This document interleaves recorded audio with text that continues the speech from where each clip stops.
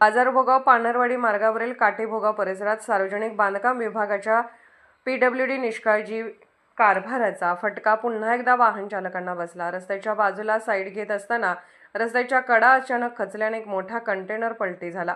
सुदैवाने या अपघातात कोणतीही जीवितहानी झाली नाही, मात्र मोठी दुर्घटना थोडक्यात टळली।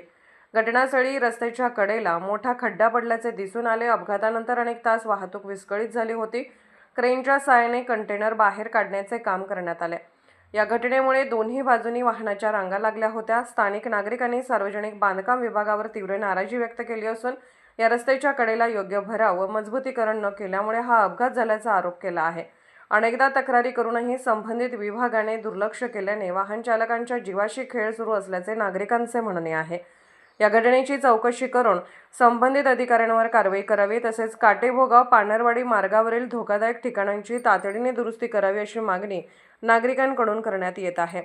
बाजारभोगाव प्रतिनिधी श्री सर्जेराव पाटील, बाजारभोगाव, तालुका पन्हाळा।